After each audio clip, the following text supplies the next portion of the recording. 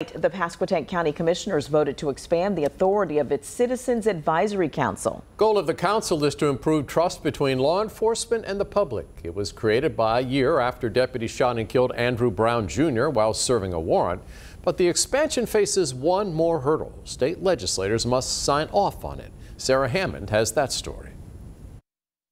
After a deputy shot and killed 42-year-old Andrew Brown Jr. over a year ago, the county has tried to move forward by creating a Citizens Advisory Council. In another step, Monday night, they voted to expand the power of the 13-member council. Nothing's going to change unless we change something. Although Commissioners Sean Lavin and Jonathan Meads had objections.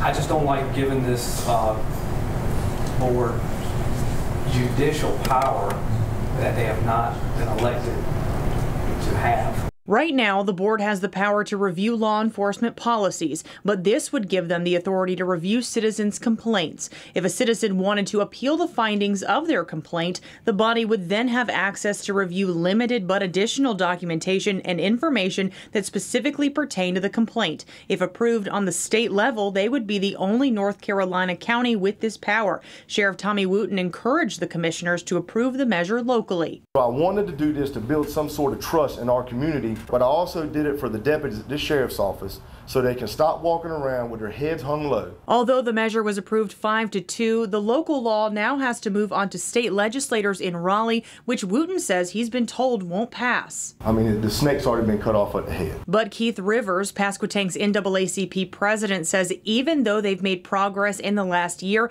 they're not giving up. We are optimistic. We are enthusiastic. If it doesn't make it in round 1, we will be back in round 2, round 3, and round 4. Rivers says he's encouraging state legislators to remember they aren't passing a statewide law. This is something he says is needed locally. For 13 News Now, I'm Sarah Hammond. Sheriff Wooten says if the measure fails in Raleigh, he will go back to the drawing board. Last year, District Attorney Andrew Wample said he would not seek charges for the death of Brown and called the law enforcement response to the incident justified.